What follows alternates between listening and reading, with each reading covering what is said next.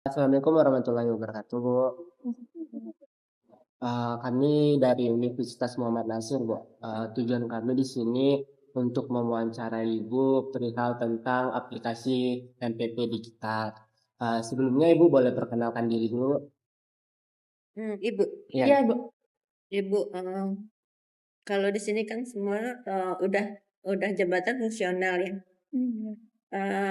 Jadi kalau Ibu penata Ibu jabatan Ibu penata perizinan ahli muda. Eh, ini kakak ini di FO. Terus Bu, kan kami sudah tahu tentang aplikasi MPP digital, Bu. Kalau boleh tahu gimana cara daftar dan prosedur dari MPP digital ini, Bu?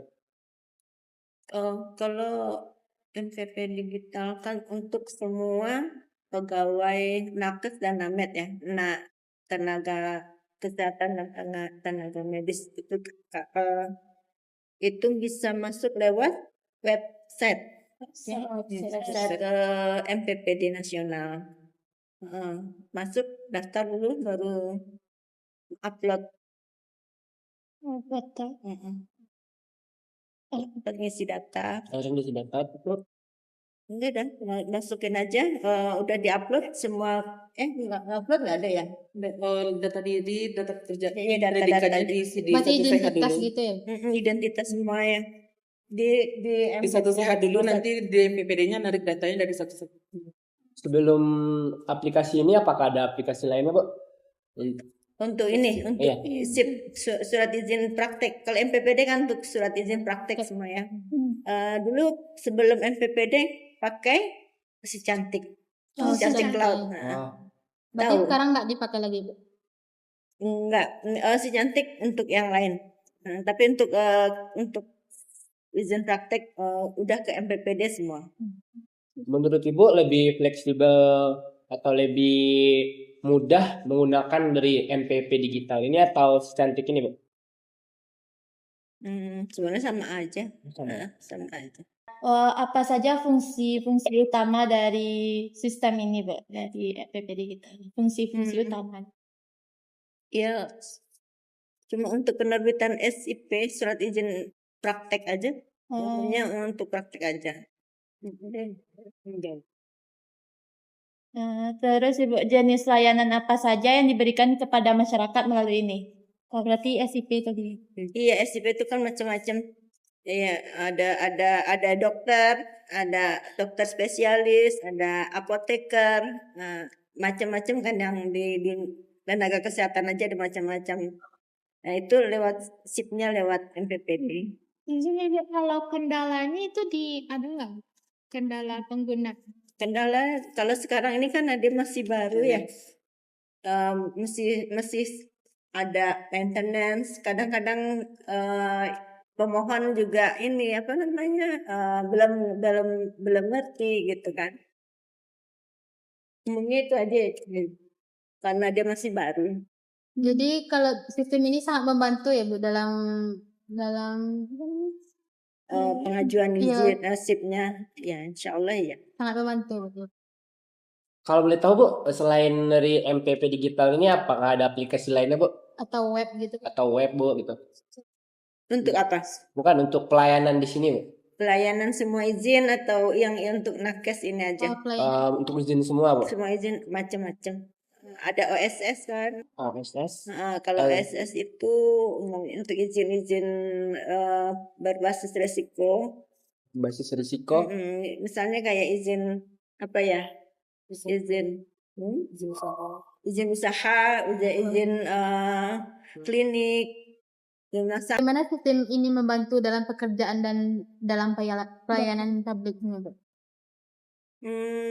Karena ini online kan, kita sebenarnya sedikit berinteraksi sama pemohon. Jadi kalau seandainya sebenarnya membantunya karena apa ya? Karena dia masuk kita bisa langsung proses gitu. Maksudnya enggak kayak dulu. Kalau dulu kan banyak berkas, ada persyaratan yang harus dipenuhi gitu kan. Kalau sekarang udah terintegrasi di dalam ada sistemnya kan, di dalam ada sistem K, ada satu sehat. Nanti mendukung MPPD kita tinggal proses aja lagi. Jadi nggak terlalu sulit gitu, nggak terlalu banyak, nggak lama proses. Jadi mempermudah gitu. Iya. Kalau boleh tahu Bu, pernah ya nggak sistem ini pernah error atau gimana gitu Bu?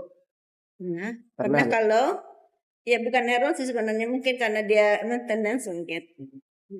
Terus gimana cara tindakan pertama yang bakal dilakukan oleh orang yang memegang sistem ini Bu?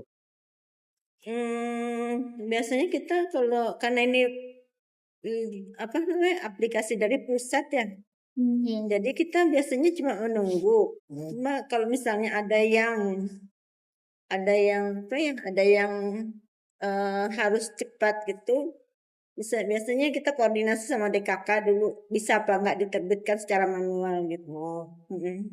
Kalau sistem manual tuh Bu, prosedurnya gimana pertama Bu? Ya tetap aja kita koordinasi sama DKK, bisa apa enggaknya. Terus itu ya tinggal ada sih lewat cantik aja ya Cak. Ada surat keterangan itu. Ya surat keterangan enggak, bukan ini ya, kan ini ya. Surat keterangan karena biasanya isi surat keterangannya itu apa izinnya untuk sementara belum bisa diterbitkan gitu. Baik Bu, terima kasih atas waktu dan kesempatannya Bu. Terima kasih atas ilmunya, Bu. Iya, sama-sama.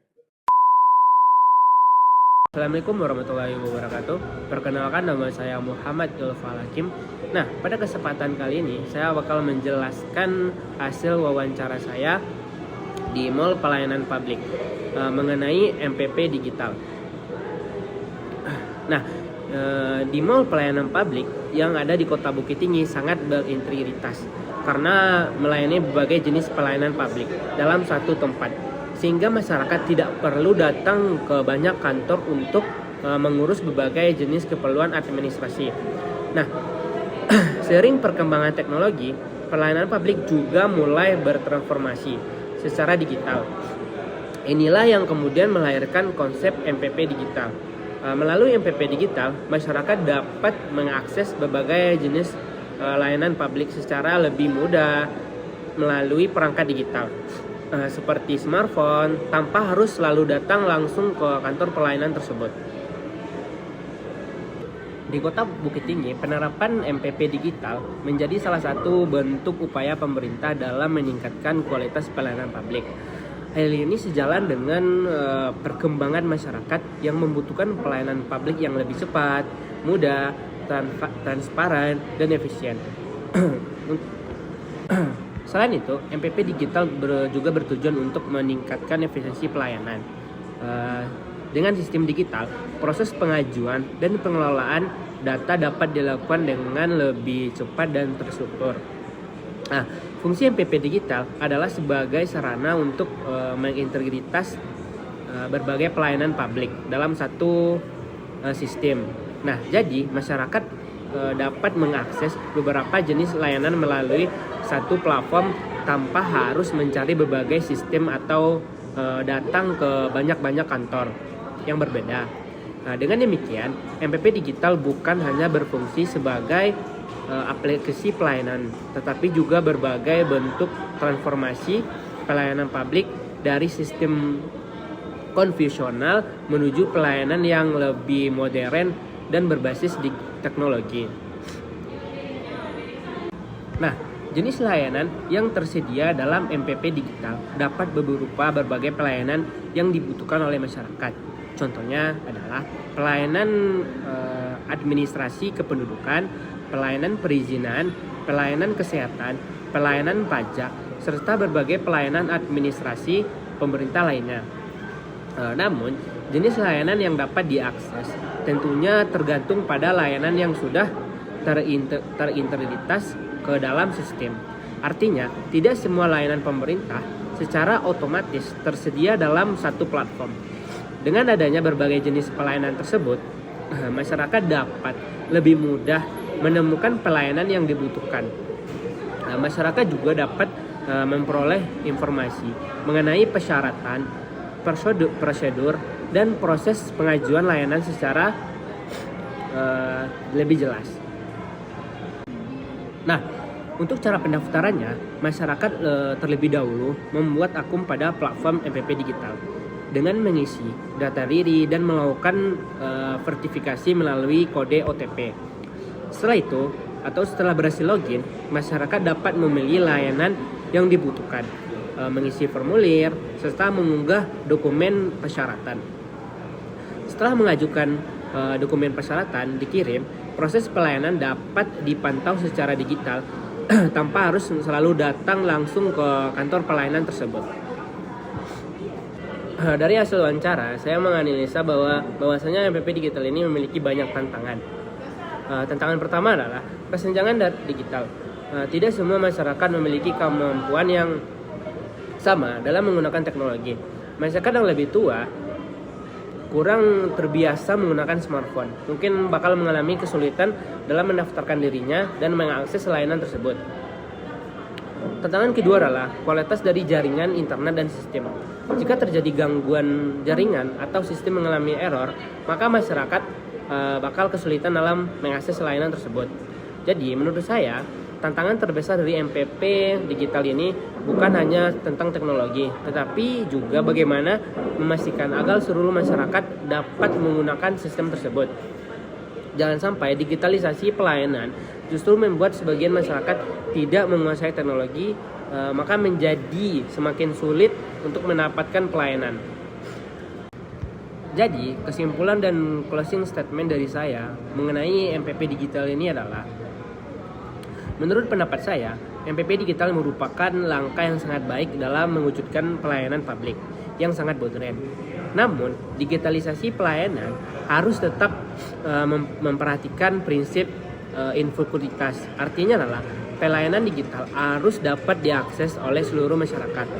Bukan hanya masyarakat yang sudah memiliki kemampuan teknologi. Dengan begitu, MPP Digital benar-benar dapat memberikan kontribusi terhadap peningkatan kualitas pelayanan publik di Kota Bukit Tinggi ini.